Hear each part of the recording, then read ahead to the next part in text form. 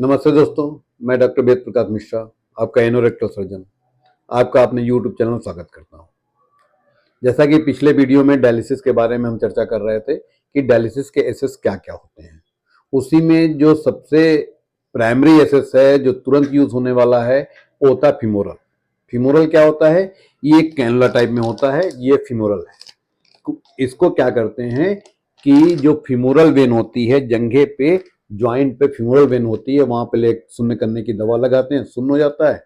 फिर उसको एक इंट्रोड्यूसर होता है, उसे डालते हैं, गाइड वायर डालते हैं और गाइड वायर के माध्यम से इसको उसमें अंदर प्रिक कर देते हैं। जब अंदर चला जाता है तो यहां से ब्लड आना शुरू हो जाता है।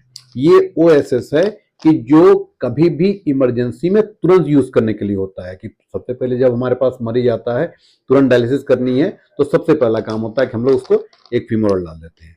अब फीमोरल डालने के बाद ब्लड यहाँ से आना शुरू हो जाता है।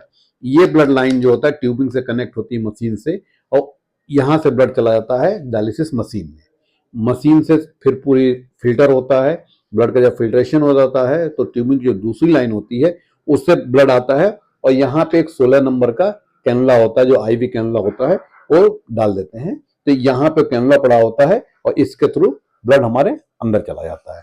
तो ये जो एसएस है वो फीमोरल है, जो 1, 2 या 3 डायलिसिस के लिए मैक्सिमम यूज करते हैं।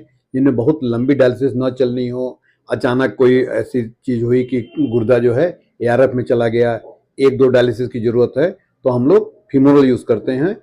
इसके फायदे क्या हैं कि ये तुरंत पड़ता है और तुरंत डायलिसिस होती है। नुकसान क्या है कि जितनी बार हमें डायलिसिस करनी होती है उतनी बार हमें जो फीमोरल वेन है उसको प्रिक करके इसको डालना पड़ता है। अगर दो लगातार होता है, हॉस्पिटल में भर्ती होता है, तो कभी कभी हम लोग इसको एक दिन के लिए होल्ड कर लेते हैं कि आज डाल दिया, आज 2 घंटे की डायलिसिस करी। लेकिन पेशेंट को बचा के रखना पड़ता है कि नीचे नहीं बैठ सकता है, ब्लीडिंग की दिक्कत रहती है। अगर भर्ती मरीज है तो हम कभी कभी एक फीमोरल से 2-2 या 3-3 डायलिसिस भी लगातार अगर होनी है तो कर सकते हैं।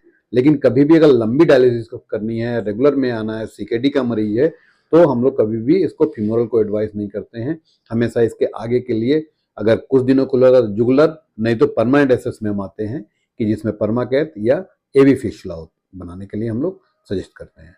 अगर और कोई जानकारी चाहिए तो नीचे दिए गए नंबर पर संपर्क करें। धन्यवाद।